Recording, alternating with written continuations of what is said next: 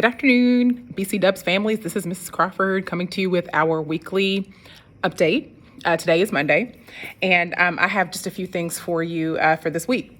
So first and foremost, we want to thank everyone for coming out for Literacy Night. I don't know if you guys had fun, but I had fun out here looking for little duck synonyms in the pool. There were lots of fun things going on, so I really hope that if you came out, that you all enjoyed it. Math night will be next month, and then science night will be in the spring. So if you had fun, stay tuned because there are more nights coming. But again, thank you all for coming out. Next, on Wednesday, we are wearing blue for Bullying Awareness, Bullying Prevention Day, which is on Wednesday. So please have your student wear blue if they would like to participate. Also on Wednesday is the math map test. So same thing we did with reading last week, except this time we're doing that on math on Wednesday. And there's really not a whole lot that your student can do to study for this. It just kind of shows us, and this counts for reading as well, just kind of shows us where your student is at. And from a math perspective. So the best thing they can do is to get a good night's rest and make sure they eat breakfast the morning of. But that's on Wednesday. Next, report card closes. It's closing this week. This is the last week of the grading period. So any makeup work that your student has to turn in to any teacher, so not just me, but also Ms. Williams and Ms. Butler, please get that in as soon as possible. We are currently working on getting all of our report card grades finalized.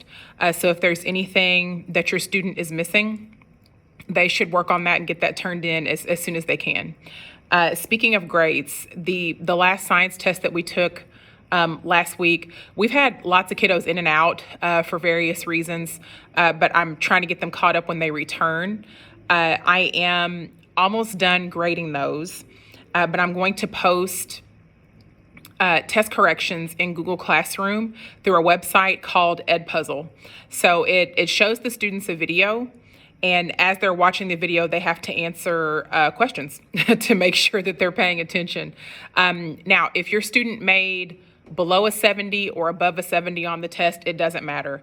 All students can do test corrections to get an improvement to their grade.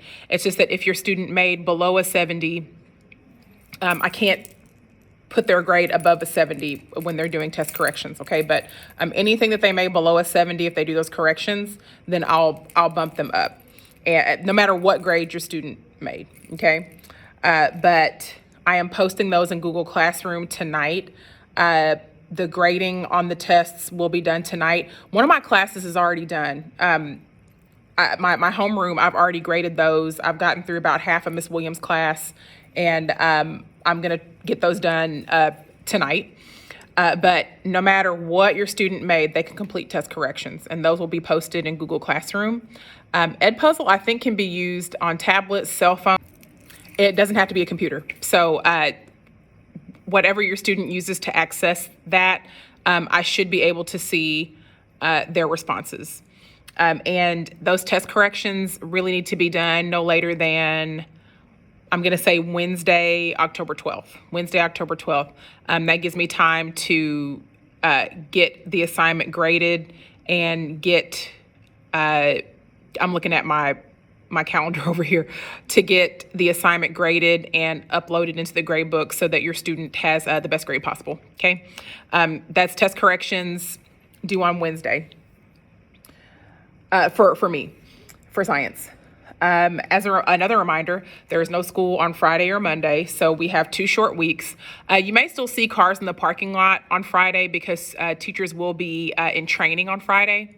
But on Monday, we're all off. So unfortunately, if you try to drop your student off on Friday, we'll be calling you to come pick them up.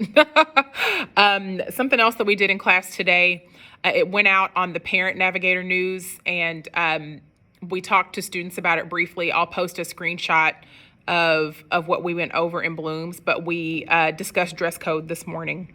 Well, in all 3 groups. Dress code has been, it's an issue that's kind of getting out of hand. So the things that we covered The length of shorts. Some of our shorts are too short. Some of our shirts are also too short with the crop tops. We talked about leggings and how when leggings are worn, everything has to be covered. Well, it should be like I said the word tunic, but I'm not sure if the kids knew what I meant. But like a tunic should be worn, or a dress should be worn over the tights. And we also talked about rips in jeans. So as long as those rips are not more than 3 inches above the knee, we should be fine.